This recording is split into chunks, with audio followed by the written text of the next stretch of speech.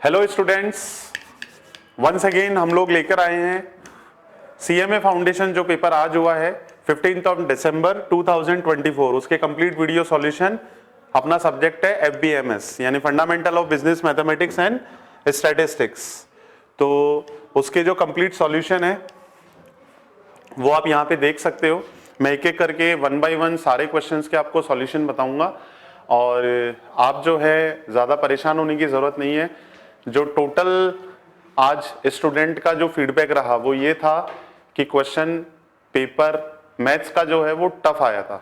ठीक है ना, आई एग्री कंप्लीटली कि जो मैथ्स वाला सेक्शन है ऑब्वियस सी बात है वो थोड़ा सा टफ जरूर आया था। थोड़ा सा ही बोलेंगे, बहुत ज्यादा नहीं। आप पढ़ाई नहीं की हो तो बात अलग है, बाकी हाँ मैथ्स वाला पोर्शन जो है वो टफ रहा था।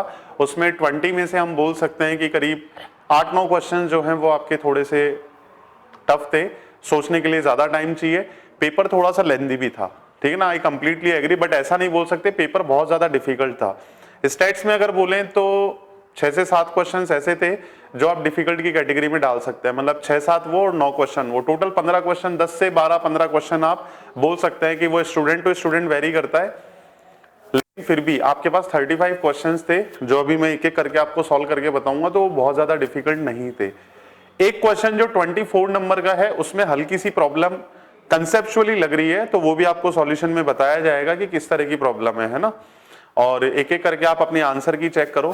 किसी क्वेश्चन में अगर आपको लगे तो आप नीचे कमेंट सेक्शन में जरूर आप पूछो, और अपने मार्क्स भी अगर आप शेयर करना चाहते हैं तो शेयर कर सकते हैं। ठीक है, तो स्टार्ट करते हैं हम लोग क्वेश्चन नंबर 1 से। क्वेश्चन नंबर 1 जो है वो आपका रेशियो और प्रोपोर्शन वाले चैप्टर से है। The two numbers are in ratio 2:3। If 4 is subtracted from each, then their ratio will be 3:5. The numbers are। इसके लिए जो क्लास में एक सबसे बेस्ट अप्रोच बताई जाती है वो है बाय ऑप्शंस। आप ऑप्शन से चेक कर सकते हो। मैं सबसे पहले पहला ऑप्शन ले लेता हूं, ये दे रखा है आपको 16/24। क्या इसका रेशियो 2:3 है क्या? 8 2 जा और 8 3 जा, तो ये कितना हो जाएगा 2:3। ठीक है, एक चीज तो क्लियर हो गई कि हाँ ये ऑप्शन हो सकता है। अब आपने क्या किया, 16 और 24 इन दोनों में से अगर 4 सब्ट्रैक्ट करेंगे, -4 और -4, तो this will give you 12 and this is 20। अब इसको आप किससे कैंसिल आउट करोगे? 4 से 4 3 जा और 4 5 जा, तो इसका हो जाएगा 3:5, यानी कि नया रेशो 3:5 हो जाएगा। तो ये अपना पहला ही ऑप्शन मैच हो गया। अगर आप बाकी के ऑप्शन अगर मैच कराओगे तो आपके मैच नहीं होंगे। जैसे 4 और 6 है, तो अगर इसमें से आप 4 सब्ट्रैक्ट करोगे, इसमें से भी 4 सब्ट्रैक्ट करोगे, तो आपका ये 4 में से 4 सब्ट्रैक्ट होके 0 और ये 2, तो ये जो नया रेशो है 3:5 नहीं होगा। और ऑप्शंस भी आप देखोगे तो उसमें नहीं होगा। तो इसका करेक्ट आंसर है ऑप्शन ए। एक अप्रोच तो ये है, बाय ऑप्शंस आप चेक कर सकते हो। कुछ स्टूडेंट्स का ये भी रहता है कि आप दूसरा मेथड भी बता दीजिए, तो वो भी देख लेते हैं। वो भी कोई बहुत लेंथी मेथड नहीं है। नंबर्स का रेशो है 2x और 3x, यानी 2:3 है तो इसको 2x और 3x लिख सकते हैं। दोनों में से क्या सब्ट्रैक्ट किया आपने? 4। इसमें से भी 4 सब्ट्रैक्ट किया, इसमें से भी 4 सब्ट्रैक्ट किया, तो इसका रेशो आ गया 3:5। क्रॉस मल्टीप्लाई करेंगे, 5 2 जा 10x, -5 4 जा 20, 3 3 जा 9x, -12, 10x, इस 9x को इधर लेके आएंगे, 10x - 9x x हो जाएगा, और 20 उधर जाके 20 - 12 8 हो जाएगा। x का वैल्यू 8 इसमें रखो, तो पहला नंबर 8 2 जा 16 और 8 3 जा 24, तो इससे भी आंसर देखो 16 और 24 आया। तो पहले का आंसर है ऑप्शन ए। क्वेश्चन नंबर 2, हाँ ये क्वेश्चन आप बोल सकते हो थोड़ा सा सोचने वाला था, बहुत ज्यादा डिफिकल्ट नहीं है, मैं बताऊंगा कैसे, है ना। तो एक बार क्वेश्चन देखते हैं। How much pure milk must be added to 300 ml of solution containing 15% of milk. 300 ml अगर टोटल इसका सोल्यूशन है, ये 300 ml इसका टोटल सोल्यूशन है, इसमें आपका 15% मिल्क है, तो 300 का 15% कितना होगा? 300 इंटू 15/100, ये हो जाएगा 45 ml। यानी 300 ml में से 45 ml तो आपका क्या है? क्या है आपका? ये है आपका क्या बोलेंगे इसको? 45 ml जो है वो आपका मिल्क है। ठीक है, अब आपका 45 ml मिल्क है, लिख लेता हूं मैं एक बार इसको। मिल्क जो है वो 45 ml है, और जो वाटर है उसको माइनस करा दो। 300 में से 45 माइनस करेंगे तो 255 आ जाएगा। How much pure milk should be added, तो कंसंट्रेशन ऑफ मिक्सचर यानी milk to change concentration of milk 50% हो जाए, यानी आधा ये हो जाए आधा ये हो जाए। तो एक चीज बताओ, वाटर तो 255 ml है। जैसे जो स्टूडेंट बोलना चाह रहे हैं ये क्वेश्चन थोड़ा सा डिफिकल्ट है, यहां तक तो कोई दिक्कत नहीं है। अब देखो इसमें वाटर 255 है तो मिल्क भी 255 होना चाहिए। ऑलरेडी कितना अवेलेबल है 45 ml, तो इसमें और कितना ऐड कराएंगे 255 बनाने के लिए, क्योंकि दोनों 50-50 हो जाने चाहिए। उसने रिक्वायर्ड परसेंटेज कितना बोला है 50%। तो आप क्या करोगे 45 को 255 तक लाने के लिए 255 में से जब 45 माइनस करेंगे तो 210 ml मिल्क आप इसमें ऐड कर दो। इतना मिल्क जब आप इसमें ऐड करोगे, इतना मिल्क जब आप इसमें ऐड करोगे तो मिल्क की जो वॉल्यूम है वो भी 255 है, वाटर भी 255 है, जो टोटल सोल्यूशन है वो हो जाएगा आपका 255 को 2 से मल्टीप्लाई करा दो 510, और उसमें 50% मिल्क है 50% वाटर है, तो करेक्ट आंसर हो जाएगा option D. Next question, very easy question, ठीक है ना। तो आप देखते जाओ, अपने आंसर्स मैच करते जाओ, टोटल जो स्कोर है वो देखो। 40 मार्क्स बहुत बड़ा वो कोई स्कोर नहीं है, 40 मार्क्स आप इजीली कर सकते हो। फिर भी स्टूडेंट 100% ये बोलेंगे कि सर मजाक कर रहे हैं, ये जो पेपर है ये डिफिकल्ट है। आई एग्री कि हाँ 15 क्वेश्चन या अगर 12 क्वेश्चन किसी में डिफिकल्ट आ रहे हैं तो पेपर डिफिकल्ट ही माना जाएगा। बट आप अगर 35 क्वेश्चन अच्छे से सही करके आए हो तो आपके मार्क्स 60-70 के रेंज में मिनिमम आ जाएंगे, और जो और करके आए वो 80+ में भी जा सकते हैं, ठीक है। एक्स वेरीज इनवर्सली, इसका क्या फॉर्मूला बता रखा है, एक्स जो है वो इनवर्सली वेरी करता है कुछ इस तरह से, तो x is inversely proportional to y. Which of the following is correct. तो देखो इस केस में क्या होगा, एक्स वाई जो है ना वो एक कांस्टेंट के बराबर होता है, और इसमें हम क्या बोलते हैं x1 y1 is equal to x2 y2। दोबारा से सुन लो, इसको हम क्या लिख सकते हैं, x is equal to k upon y, cross multiply कराएंगे एक्स वाई किसके बराबर आ जाएगा k के बराबर, और x1 y1 x2 y2 के बराबर होगा। इसको हम ऐसे भी लिख सकते हैं x1 इस x2 को नीचे लेके गए अपॉन x2, और ये हो जाएगा y2 अपॉन y1, यानी क्रॉस मल्टीप्लाई करेंगे x1 y1 और x2 y2। तो इसमें मैच करा लो कौन सा होगा, x1 y2, नहीं ये नहीं होगा, x1 y2, x1 y1 और x2 y2, x1 x2 नहीं होगा, ठीक है ना। x1 y1 is equal to x2 y2, correct answer is option C. Verify करते जाओ, है ना। Question number 4, a given sum of money. हाँ ये क्वेश्चन हम बोल सकते हैं कि थोड़ा सा कैलकुलेटिव है, लेंथी है, तो इसको भी सॉल्व करते हैं। A given sum of money gives 50 rupees simple interest for 1 year.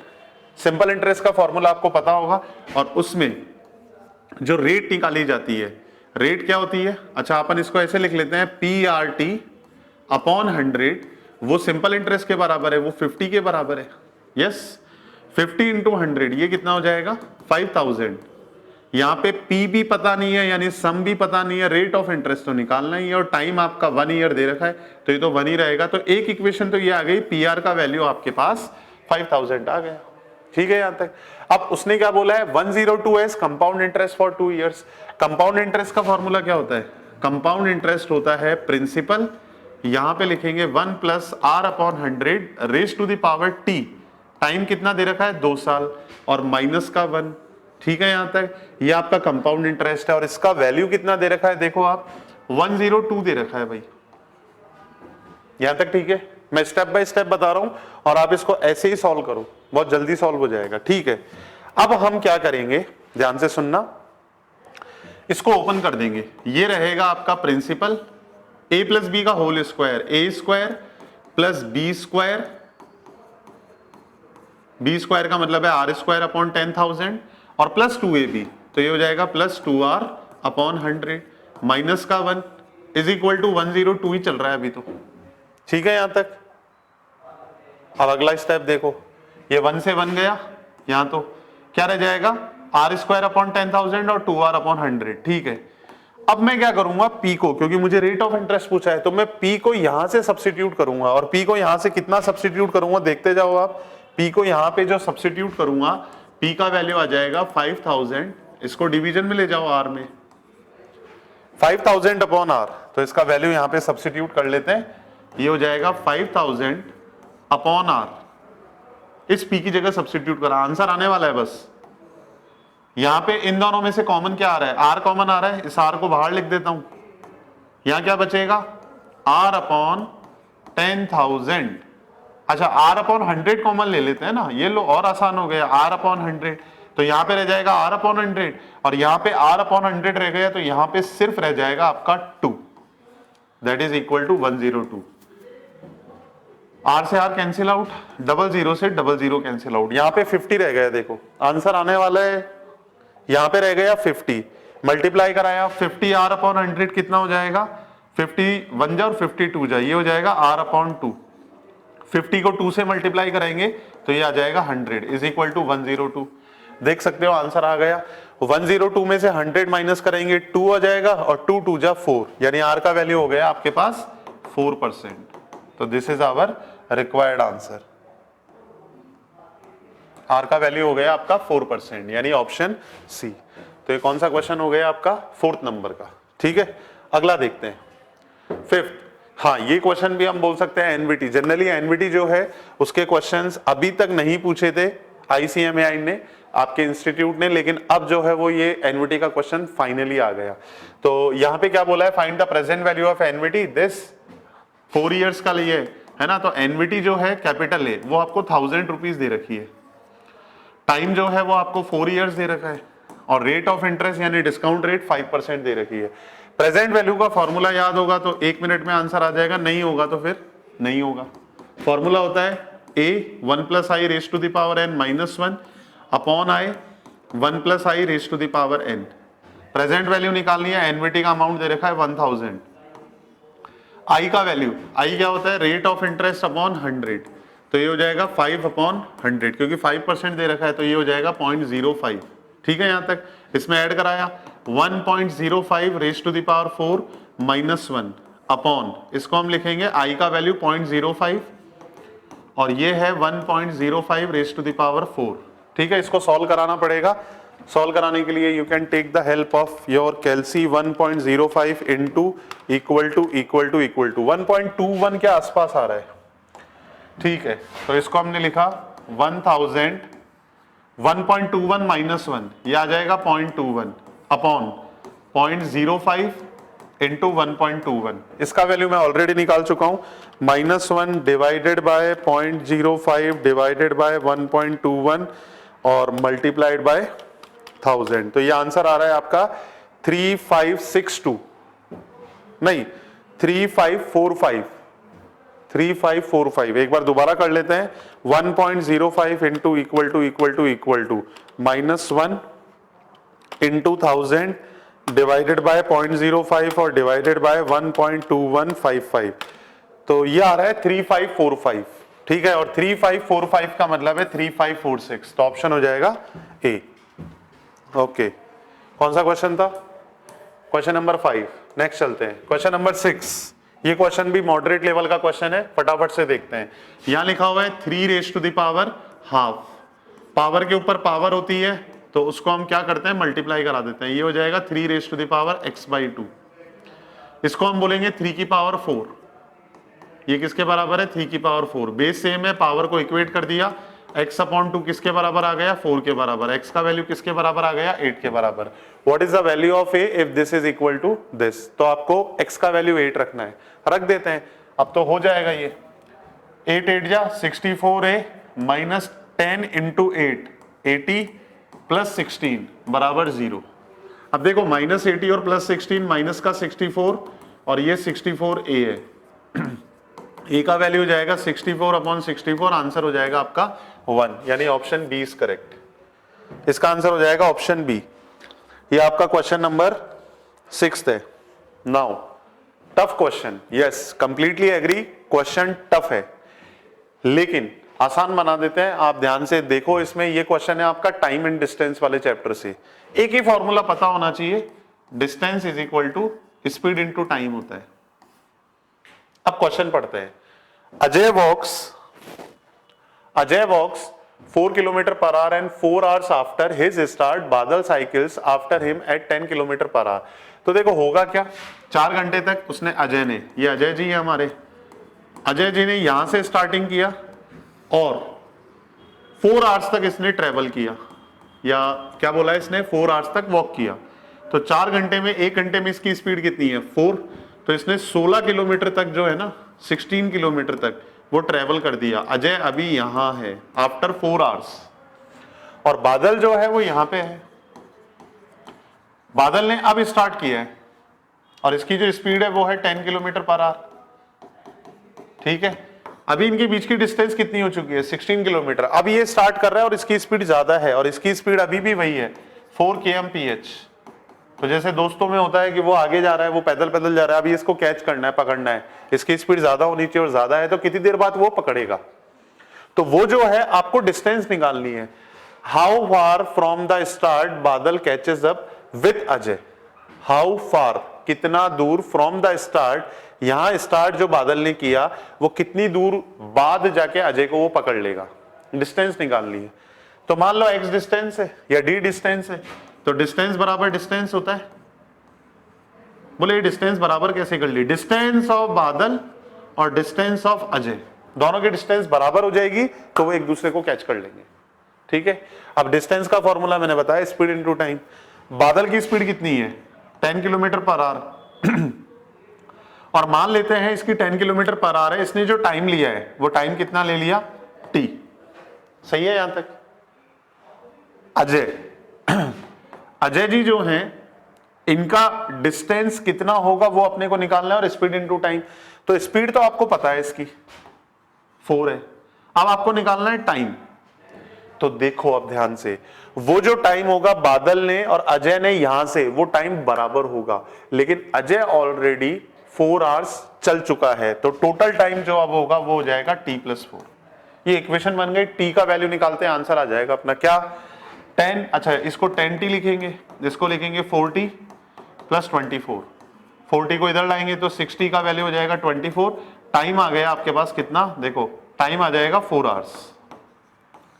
यहां तक समझ में आ गया है, यानी 4 घंटे बाद वो उसको पकड़ लेगा। ठीक है, I think I am correct. 40, oh sorry, this is not 24 बेटा, this is 16, 4 4 जा 16 और ये हो जाएगा 16। यस, टाइम कितना आ रहा है इसमें, ये लो आंसर आ गया। टाइम जो आ रहा है वो आ रहा है 16/6, तो 16/6 2 8 जा और 2 3 जा, इतना आवर्स आ रहा है, यानी कि बादल ने 8 डिवाइडेड बाय 3, 8/3 आवर्स के बाद में उसको कैच कर लिया। अब टोटल डिस्टेंस कितनी ट्रेवल करी, डिस्टेंस का फॉर्मूला फिर से वही लगा दिया, स्पीड इनटू टाइम, 10 × 8/3। तो देखो इसको सॉल्व कराने पर 80/3 आएगा, और 80/3 जो है ना कितना आ रहा है, 26 पॉइंट समथिंग आ रहा है, तो 26.67 के आसपास आएगा। Option D is correct, 7th का आंसर है D. Of course this is difficult one. चलो आगे बढ़ते हैं, question number 8, very easy question. 7 term of AP, -20 -16, ये तो बच्चा कैलकुलेशन करेगा। बोले +4 हो रहा है इसके अंदर, +4 फिर +4 फिर +4 करोगे तो -8 आएगा, फिर +4 फिर +4 फिर +4, पहला दूसरा तीसरा चौथा पांचवा छठा सातवां, तो 7 टर्म हो जाएगा 4। और कैसे निकालेंगे, nth टर्म का फॉर्मूला वो होता है a + n - 1 × d। 7 टर्म का फॉर्मूला होता है a + 6d। पहला टर्म क्या है, -20 + 6, कॉमन डिफरेंस -4 मत करना, 4 है भाई, ये हो जाएगा 24 and this is -20, answer is 4। Option C is correct. Coming to 9th question.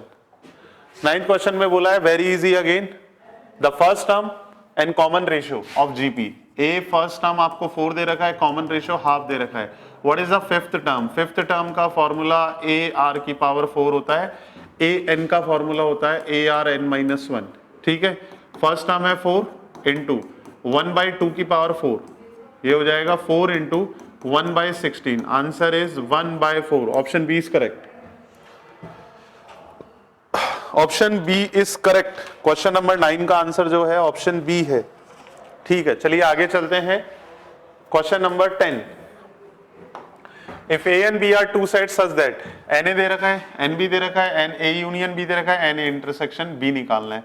तो ए यूनियन बी फॉर्मूला क्या होता है, n A plus n B minus n A intersection B.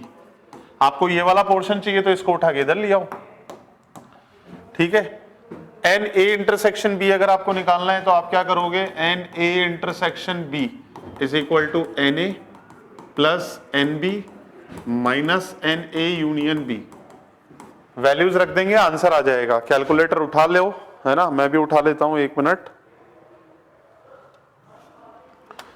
इसमें क्या क्या दे रखा है, एन ए और एन बी का वैल्यू 70 और 60, ये है 70, ये है 60, माइनस यूनियन आपका 110 है, तो बिना कैलकुलेटर के 130 माइनस 110, ये कितना हो जाएगा 20, यानी option D is correct. 10th का आंसर भाई ऑप्शन डी है,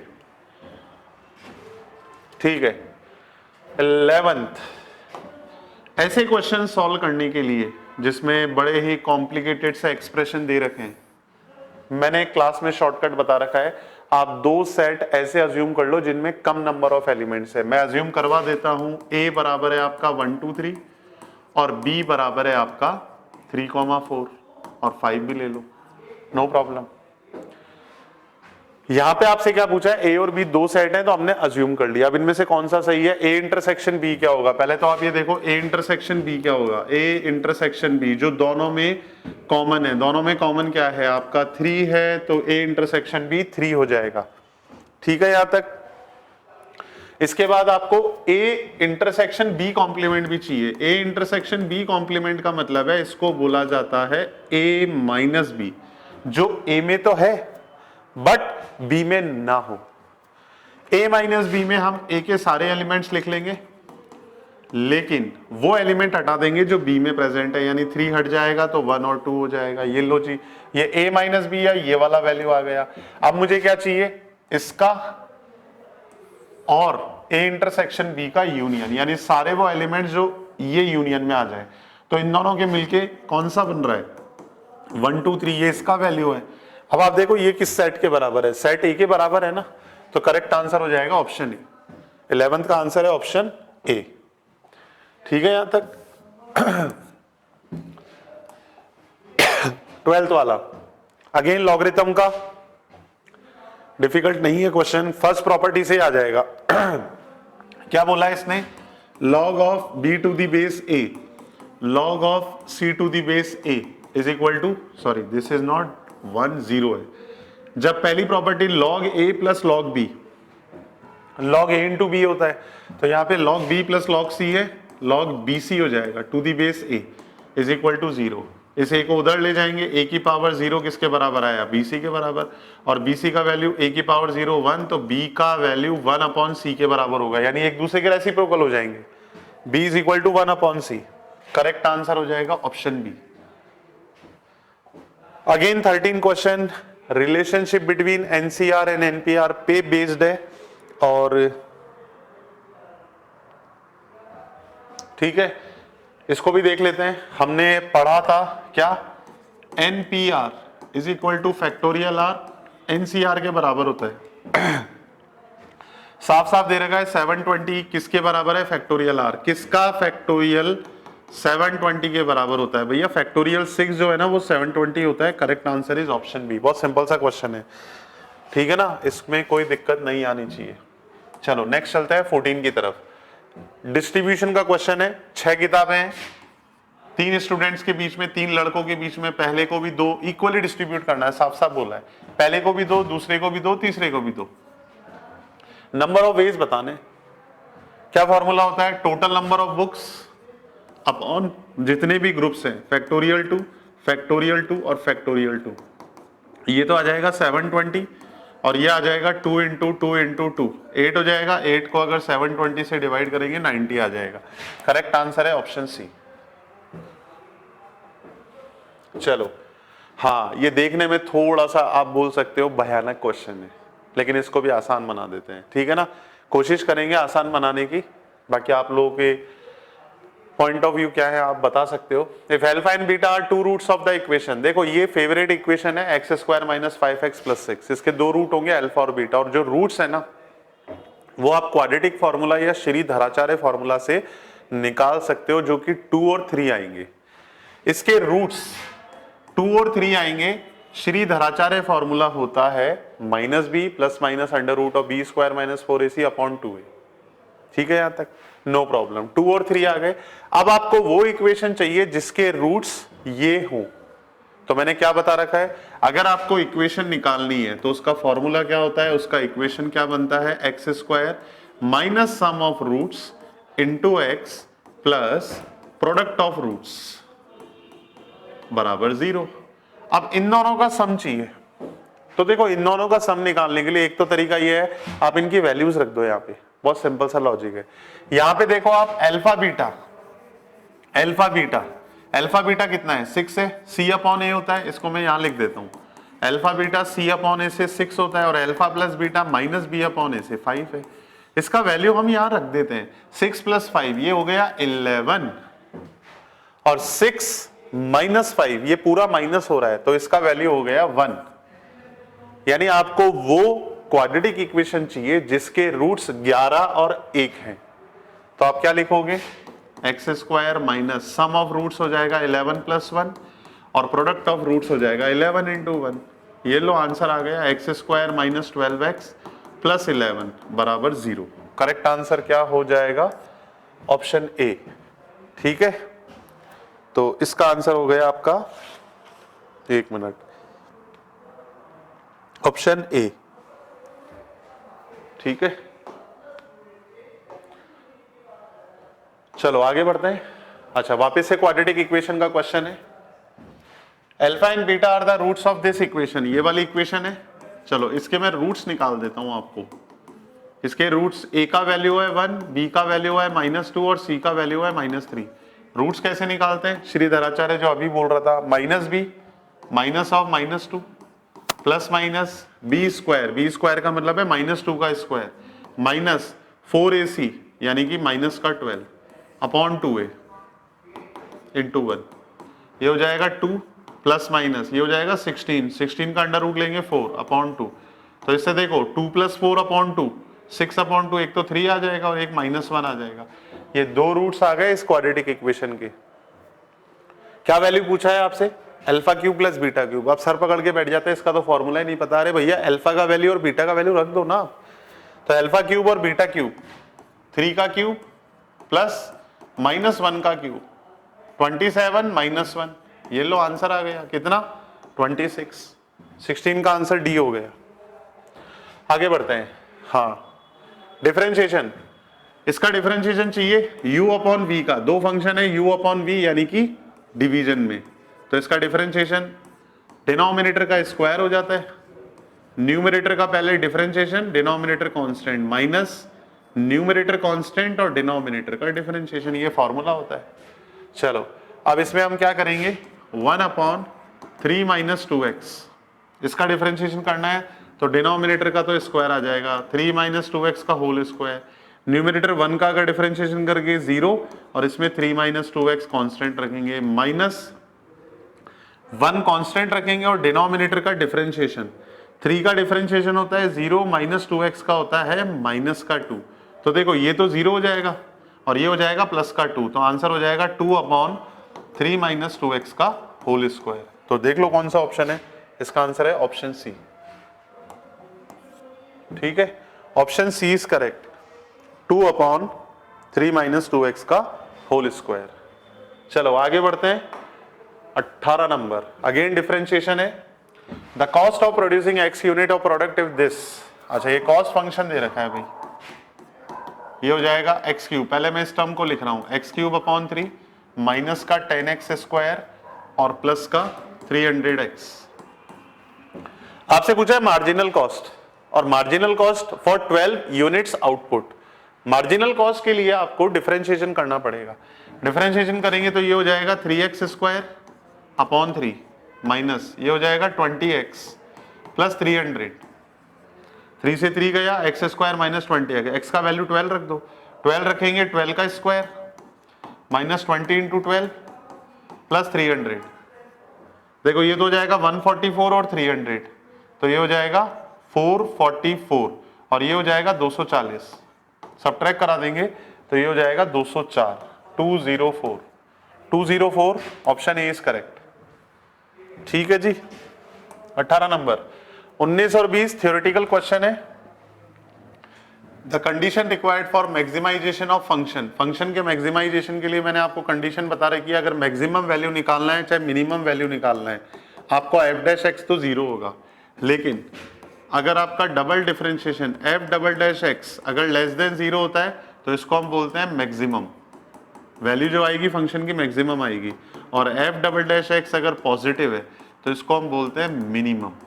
तो मैक्सिमम इसका पूछा गया है, तो इसका आंसर देखो कौन सा है, एफ डैश एक्स 0 होना चाहिए और इसका वैल्यू लेस देन 0। ये ऑप्शन गलत है क्योंकि ये लेस देन 0, ये गलत है, 0 होना चाहिए और ये less than 0। Option B is correct. ये और देख लो, इंडाइसिस का क्वेश्चन है, a upon b whole raise to the power x minus 1 और इसको हमने बोला है b अपॉन a। तो देखो मैं इसको पलट के लिख रहा हूं, जब इसको पलट के लिखेंगे तो ऊपर वाली पावर नेगेटिव हो जाएगी, बेस सेम है, पावर को कंपेयर कर लो, x माइनस 1 किसके बराबर आएगा, माइनस एक्स प्लस 3, 3 जो है माइनस माइनस प्लस हो जाएगा, x इधर लेंगे x प्लस एक्स 2x और 3 प्लस 1 4, तो x का वैल्यू हो जाएगा आपका 2। x का वैल्यू भी पूछा है, करेक्ट आंसर हो जाएगा ऑप्शन डी। तो ये आपका पूरा मैथ्स का पोर्शन कंप्लीट हो गया, ठीक है। चलो क्या आंसर आया इसका 2। हम लोग स्टैट्स की तरफ मूव करते हैं 21 से, 1 मिनट।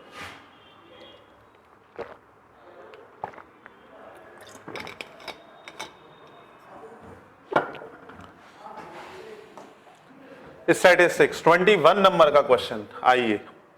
मैंने बोला था ना स्टैटिस्टिक्स में काफी सारे क्वेश्चंस आपके 23-24 क्वेश्चंस, 22-23 क्वेश्चंस आसान है, 5-6 क्वेश्चंस बोल सकते हो कि हाँ सॉल्व करने वाले, और नहीं पढ़ने वाले के लिए तो सारे ही क्वेश्चन सॉल्व करने वाले, ठीक है ना। अब ये क्वेश्चन है, टोटल जो परसेंटेज होती है 100% वो किसके बराबर होता है पाई डायग्राम में, 360 डिग्री के। तो 1% किसके बराबर हो जाएगा, 360 अपॉन 100, आंसर आ जाएगा 3.6 डिग्री, ऑप्शन सी। अगला क्वेश्चन है आपका data collected on religion from the census. Census itself जो होता है वो प्राइमरी डेटा होता है, लेकिन उससे कोई भी डेटा अगर लिया जाता है, चाहे वो बेस्ड ऑन रिलीजन हो या और कोई डेटा हो, तो उसको हम सेकेंडरी डेटा ही बोलते हैं। ऑप्शन बी इसका करेक्ट आंसर है। 23 a variable which can take any value in specified interval on a real line. देखो 0 से 10 कोई भी वैल्यू ले सकता है, any value in specified interval.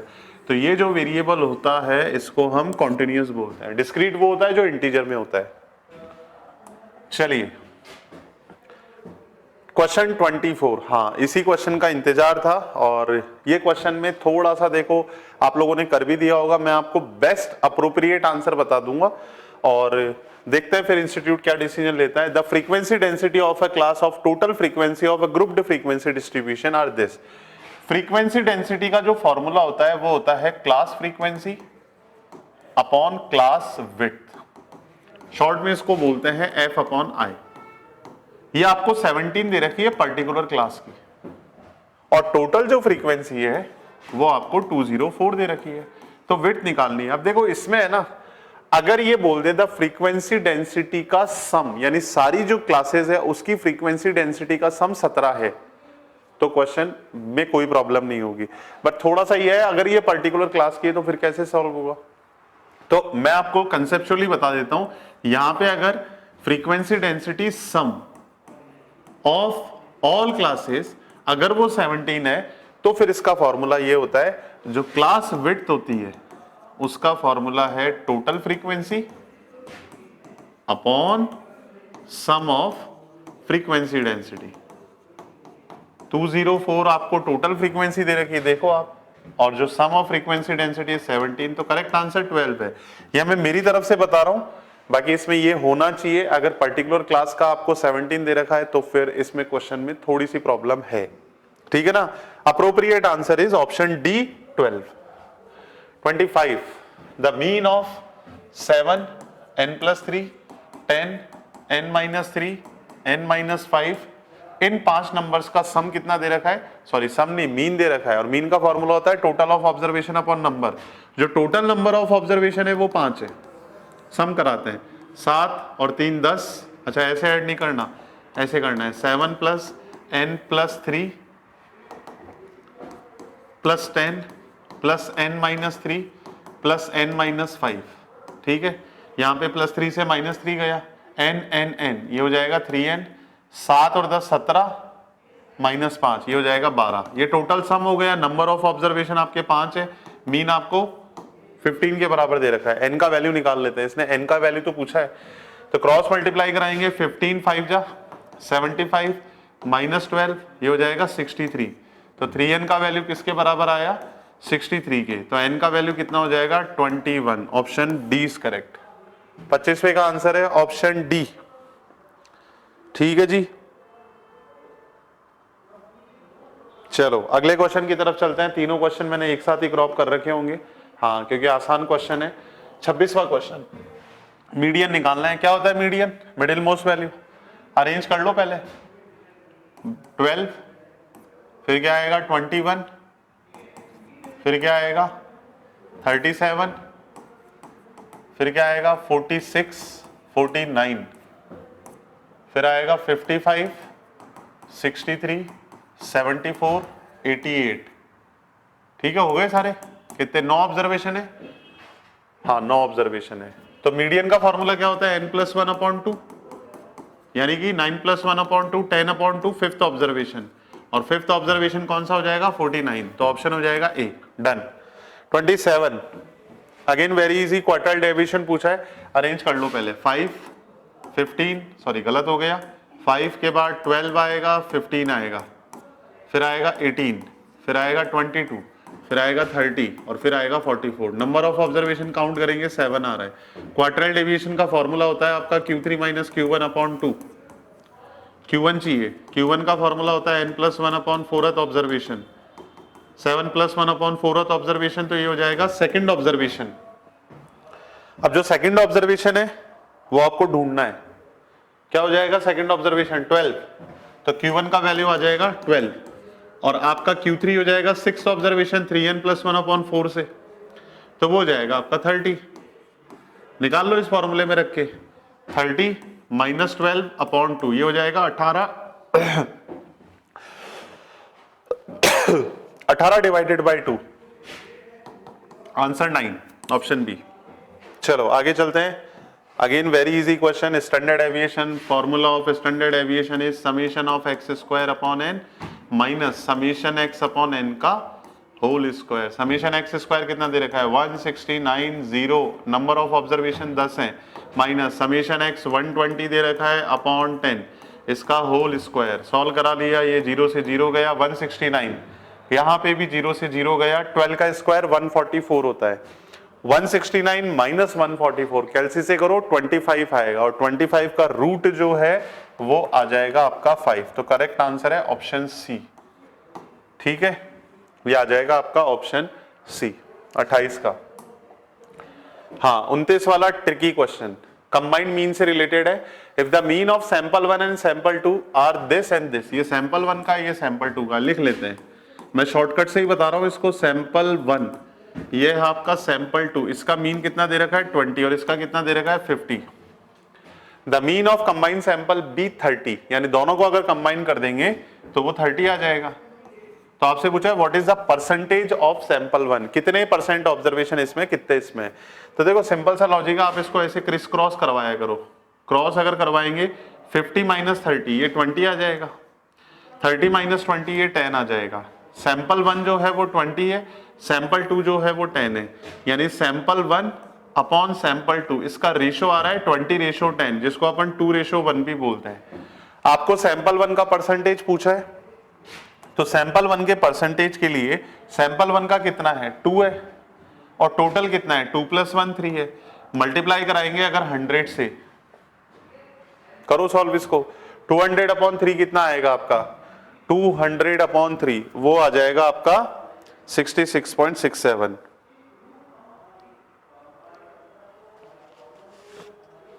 ठीक है 66.67, तो करेक्ट आंसर हो जाएगा आपका ऑप्शन ए। आगे बढ़े 30 क्वेश्चन में क्या बोला है, for a frequency distribution, skewness से रिलेटेड है, तो ये क्वेश्चन भी फॉर्मूला लगा के सॉल्व हो जाएगा। पहले इसमें मीन निकालना पड़ेगा।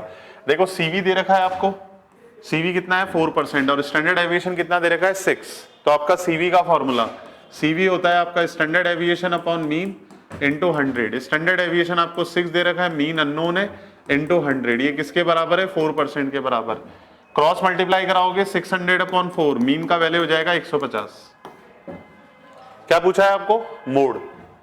स्क्यूनेस का फॉर्मूला क्या होता है? स्क्यूनेस वो होता है आपका mean minus mode upon standard aviation. इसमें रख के आंसर आ जाएगा। कैसे रखेंगे? स्क्यूनेस तो आपको दे रखी है 1.5, ठीक है, मीन कितना आ गया था? 150। मोड आपको निकालना है, मोड किससे डिनोट होगा? Z से, और स्टैंडर्ड एविएशन 6 है। देखो अब मोड निकालने के लिए 1.5 को 6 से मल्टीप्लाई कराएंगे, 9 आ जाएगा, और 150 में से 9 अगर माइनस करेंगे तो मोड जो है 141 आ जाएगा। ठीक है, सॉल्व करना है। एक मिनट पानी पी ले।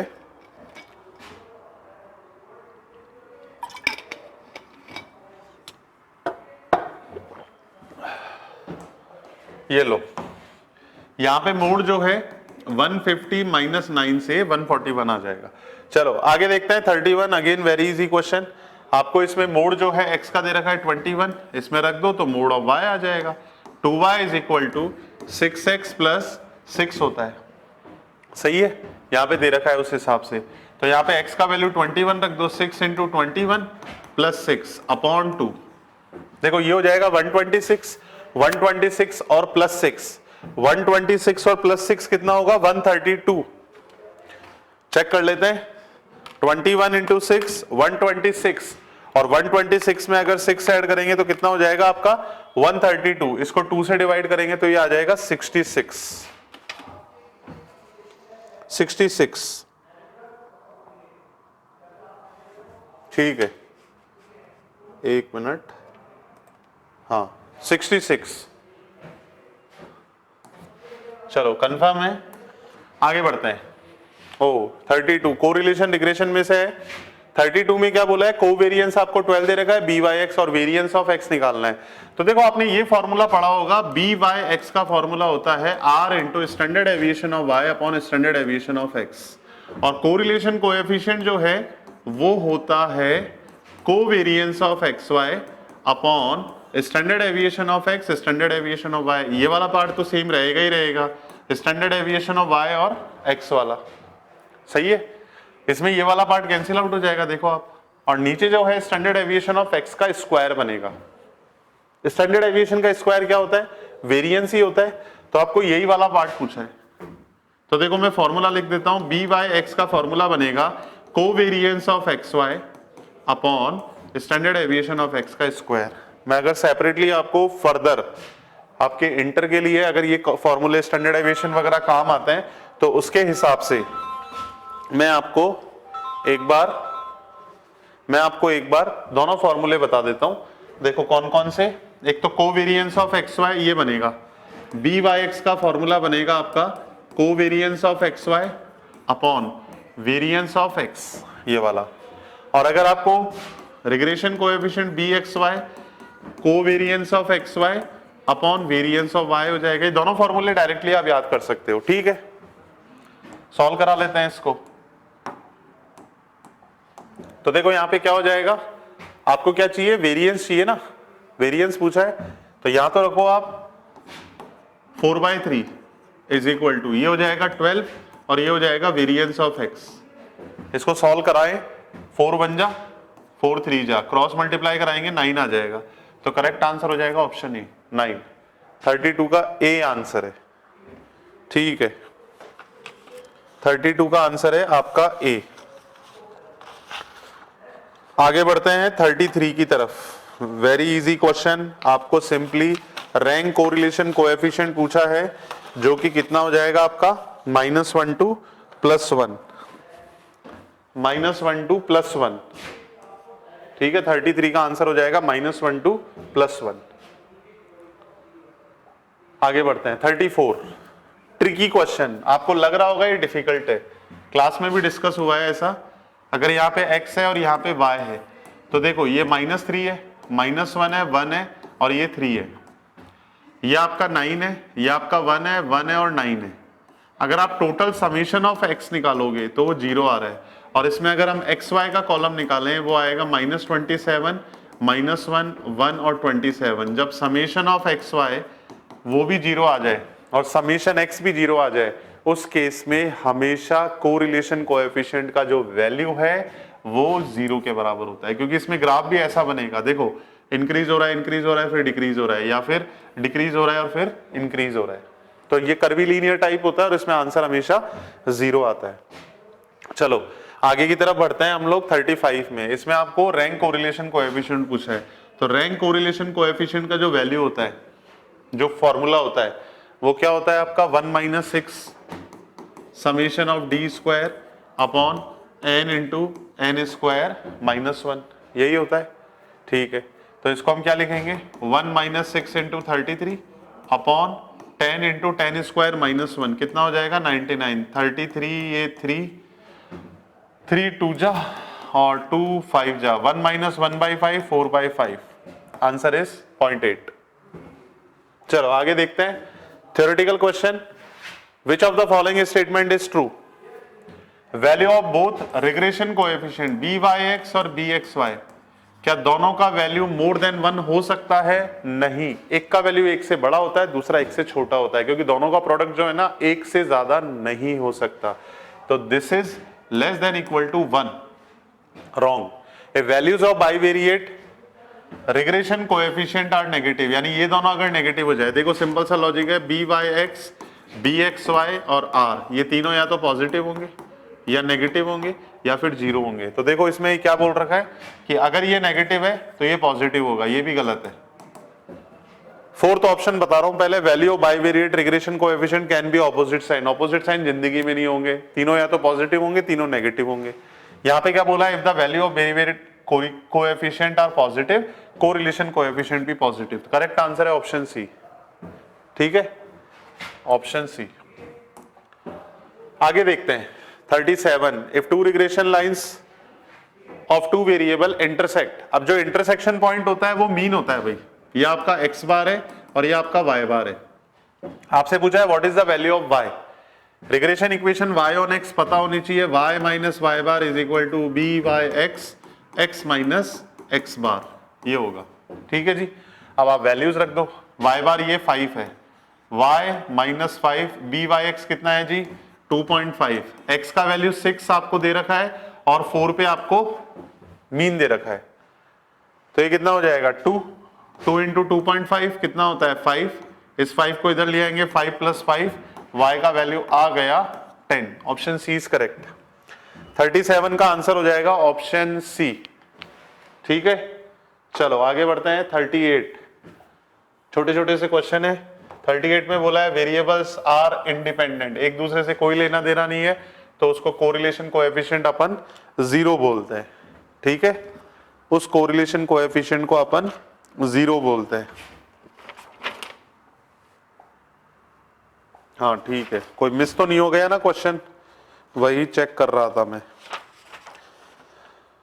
चलो आगे बढ़ते हैं, हम लोग कौन से क्वेश्चन पे आ गए अब 39 पे। If A B C are equally likely, equally likely का मतलब है तीनों की प्रोबेबिलिटी क्या है बराबर है, और एग्जॉस्टिव भी है। एग्जॉस्टिव का मतलब है PA plus PB plus PC, तीनों का सम कितना आएगा 1 आएगा। ये एग्जॉस्टिव और म्यूचुअली एक्सक्लूसिव की कंडीशन है। और इक्वली लाइकली भी है, तो हर किसी की प्रोबेबिलिटी कितनी होगी 1/3 1/3 1/3। PA पूछा है तो इसकी प्रोबेबिलिटी हो जाएगी 1/3। Option D is correct. अगला question 4040, the probability of candidate pass, accounts में पास होता है तो उसकी प्रोबेबिलिटी है 0.5, इकोनॉमिक्स में पास होता है तो उसकी प्रोबेबिलिटी है 0.6। What is the probability candidate pass only one subject, यानी कि पहले में पास हो जाए अकाउंट्स में, एंड का मतलब होता है मल्टीप्लीकेशन, एंड इकोनॉमिक्स में फेल हो जाए, या फिर अकाउंट्स में फेल हो जाए इकोनॉमिक्स में पास हो जाए। वैल्यूज रख देते हैं, आपको पता होना चाहिए PA अगर ये है तो PA बार भी 0.5 ही हो जाएगा, 1 में से माइनस करा दिया, ये PA बार हो गया, और PB बार जो है वो 0.4 हो जाएगा। ठीक है, वैल्यूज रख देते हैं, इसका यहीं पे रख देते हैं। PA का वैल्यू 0.5 है, P बार इसका वैल्यू 0.4 है, PA बार कितना है 0.5 और इसका वैल्यू है 0.6, सॉरी दिस इज प्लस, ये हो जाएगा 0.3 और ये हो जाएगा 0.2 प्लस 0.3 कितना आ रहा है 0.5। Option C is correct. Next question 41, what is the probability of getting 52 Sunday in a leap year? देखो 52 संडे एटलीस्ट नहीं बोला, 52 संडे आने की प्रोबेबिलिटी आपको 52 ही आनी चाहिए। आपको पता है लीप ईयर में कितने दिन होते हैं? 366 डेज होते हैं, 366 डेज होते हैं, और आपको 52 संडे आने की प्रोबेबिलिटी निकालनी है। तो जो 2 दिन एक्स्ट्रा होता है ना, इन 2 दिन पे संडे नहीं आना चाहिए, बाकी कोई से भी दिन आ जाए। अगर आपके 53 संडे हो जाते हैं, 53 संडे हो जाते हैं, 51 संडे तो कभी नहीं आएंगे। जैसे आप 2 ही क्वेश्चन बनते हैं, या तो 52 का या 53 का। तो 53 अगर संडे आने की प्रोबेबिलिटी पूछता तो उसमें से 2/7 आंसर हो जाता। क्यों? क्योंकि 2 दिन एक्स्ट्रा बचते हैं, उसमें अगर 2 ऑप्शन है तो 2 फेवरेबल हो गए, टोटल 7 डेज होते हैं। लेकिन इसने 52 संडे की पूछी है, तो ये 2 दिन संडे नहीं आना चाहिए। 2 दिन 5 में से कोई से भी दिन आ जाए, सॉरी 6 में से, यहां पे कोई से भी 6 दिन आ जाए, लेकिन हर दिन के पास 2-2 ऑप्शंस अवेलेबल है। सही है? तो देखो अगर 53 संडे आता है तो उसकी प्रोबेबिलिटी होती है 53 संडे की 2/7। सही है? यहां तक 53 संडे की प्रोबेबिलिटी जो है ना वो 2/7 होती है। अब आपको चाहिए 52 संडे की, तो आप 1 में से माइनस करके भी निकाल सकते हो। 1 - 2/7, तो करेक्ट आंसर हो जाएगा इसका 5/7। Option C is correct. दोबारा से बता देता हूं, ये जो 2 दिन एक्स्ट्रा बचते हैं, इस पे अगर संडे आ गया तो उसके आने की प्रोबेबिलिटी 2/7 होगी, बता रखा है। अगर उन दोनों पे संडे नहीं आया तो आप टोटल में से माइनस करा दो, 1 - 2/7, 5/7। करेक्ट आंसर हो जाएगा ऑप्शन सी। चलो आगे देखते हैं 42। इफ अनबायस्ड चॉइस, अच्छा एक क्वेश्चन एक बार दोबारा आएगा इसमें, तो मैं इसका सैंपल स्पेस बना देता हूं। HHH, HHT, HTH, THH, फिर इनको पलट के कर दिया TTT, ये हो जाएगा TTH, ये हो जाएगा TST, और ये हो जाएगा HTT।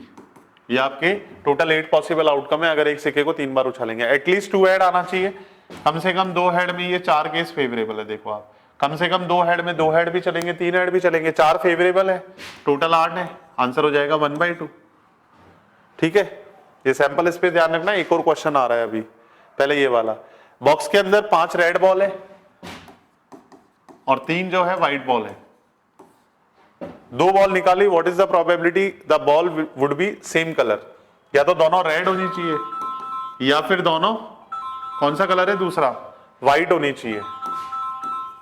1 मिनट, या तो दोनों रेड होनी चाहिए या दोनों व्हाइट होनी चाहिए, यही है। ठीक है? सेम कलर की होनी चाहिए। तो आप क्या करोगे इसकी प्रोबेबिलिटी निकालने के लिए? 5 में से 2 रेड हो जाए या फिर 3 में से 2 व्हाइट हो जाए। और टोटल पॉसिबल आउटकम तो आपको पता है 5 और 3 8 होते हैं। 8 में से 2 बॉल सेलेक्ट करी तो 8C2। सॉल्व कराते हैं इसको। तो देखो 5C2 का वैल्यू होता है 10 और 3C2 होता है 3। 8C2 अगर सॉल्व करोगे तो ये 28 आएगा। आंसर हो जाएगा 13/28। अच्छा 8C2 कैसे आएगा? 8 × 7/1 × 2। ठीक है? तो 13/28 देख लो, ऑप्शन आपका ए आ जाएगा। करेक्ट है 43। बस थोड़े से और 7 क्वेश्चंस और बचे। 44 में B/A आपको दे रखा है, A/B पूछा है। पहले B/A का फॉर्मूला देख लो। प्रोबेबिलिटी ऑफ B/A वो होता है A intersection B upon probability of A। आपको ये चाहिए तो probability of A intersection B जो आएगा ना, वो दोनों का प्रोडक्ट हो जाएगा। तो B/A 4/9 है और प्रोबेबिलिटी ऑफ A 2/3 है। तो देखो ये 8/27 हो जाएगा। सही है? आपको ये वाला चाहिए, इसका वैल्यू क्या होता है? इसका वैल्यू होता है probability of A intersection B upon probability of B। तो ये हो जाएगा 8/27 अपॉन 1/2, ऊपर ले जाएंगे तो ये हो जाएगा 16/27। Option C is correct. 45 ये 3 सिक्के वाला ही है। Unbiased coin is toss thrice. इसका सैंपल स्पेस बना देता हूं मैं। HHH, HHT, HTH, THH, पलट के TTT, TTH, TST और STT। क्या बोला है क्वेश्चन में? If first toss get head, पहले उछाला उस पे हेड आ गया, तो what is the probability only one more is head? ये कंडीशनल प्रोबेबिलिटी, आपको पहले से क्या पता है कि पहले वाले सिक्के पे हेड आ चुका है, आप उसमें से सेलेक्ट कराओ, सेलेक्ट कराओगे, पहले वाले सिक्के पे हेड है, हेड है, हेड है, ये नहीं है, रिजेक्टेड, पहले वाले पे हेड है, ये हो जाएगा, ये तीनों भी रिजेक्ट हो जाएंगे। अब आपका जो नया सैंपल स्पेस है वो ये बनेगा, कंडीशनल प्रोबेबिलिटी में बताया जाता है कि पहले वाले सिक्के पे तो हेड आ गया, अब इसमें से वो ढूंढने जिसमें दूसरे सिक्के किसी पे एक हेड और आ जाए। तो देखो इस पे तो दोनों ही हेड आ रहे हैं, नहीं चलेगा, टोटल तो 4 हो गए। अब फेवरेबल निकालने, पहले पे आपके हेड आ चुका, अब दूसरे पे हेड आ जाए, या तो ये चलेगा, एक और हेड आ गया, या फिर ये वाला चलेगा, ये दोनों फेवरेबल है, ये भी नहीं चलेगा। देखो आप, तो दो जो फेवरेबल है टोटल 4 है, तो इसमें हो जाएगा 2/4, 1/2, आंसर इज 0.5, 45 का आंसर हो जाएगा ऑप्शन बी। चलो नेक्स्ट चलते हैं 46 की तरफ। फिशर का इंडेक्स पूछा है आपसे, और फिशर का इंडेक्स जो है उसका फॉर्मूला पता होना चाहिए। फिशर का जो इंडेक्स होता है वो होता है under root of less Pierre and पास्चे का इंडेक्स। फॉर्मूला लिख देता हूं, summation of P1 Q0 upon P0 Q0 into summation of P1 Q1 upon summation of P0 Q1, बाहर आ जाएगा इनटू 100। ठीक है, ये फॉर्मूला कैसे आया, ये आपका लेस पायरे का इंडेक्स है, ये आपका पास्चे का इंडेक्स है, हम वैल्यू सब्स्टिट्यूट कर देंगे। तो P1 Q0 कहाँ है, ये रहा 256, P1 Q1 कितना है 441, P0 Q0 कितना है 196 और P0 Q1 वो रहा 324। सब परफेक्ट स्क्वायर दे रखे हैं, इसका अंडर रूट लेना, इसको 100 से मल्टीप्लाई कराएंगे, तो बता देते हैं इसको भी पूरा ही। देखो इसमें 256 ये 16 हो जाएगा, ये 21 का स्क्वायर होता है, ये 14 का होता है, ये 18 का होता है, इसका अंडर रूट भी लेना पड़ेगा। अच्छा अंडर रूट तो ले लिया ना, और इंटू 100 कराना है इसको, कैलसी से देख लेते हैं। 16 इंटू 21 इंटू 100 अपॉन 14 अपॉन 18, ये आ रहा है 133.33, ऑप्शन डी। 46 डन है। चलो 47, डिलेड इन प्रोडक्शन, क्या बोला है, प्रोडक्शन में डिले हो गया किसकी वजह से, of a factory due to sudden breakdown of machine. देखो सडन ब्रेकडाउन ऑफ मशीन जो है वो अनप्रिडिक्टेड है। अनप्रिडिक्टेड का मतलब क्या होता है, आपको पता नहीं है, इररेगुलरिटीज आ सकती है आपके जीवन में, है ना। तो अनप्रिडिक्टेड कोई चीज होती है तो उसको इररेगुलर वेरिएशन बोलते हैं भाई। सेकुलर ट्रेंड अलग चीज होगी, साइक्लिक वेरिएशन क्या होता है, जो हर साइकिल के बाद 3-4 साल में एक बार साइकिल रिपीट होती है उसको बोलते हैं, नहीं ठीक है। सीजनल वेरिएशन जैसे कोल्ड ड्रिंक है, गर्मी में ज्यादा बिकती है, सर्दी में कम बिकती है, तो ऑब्वियस सी बात है उसको सीजनल वेरिएशन। लेकिन मशीन का अगर ब्रेकडाउन हो रहा है तो उसको इररेगुलर वेरिएशन के अंदर डालते हैं।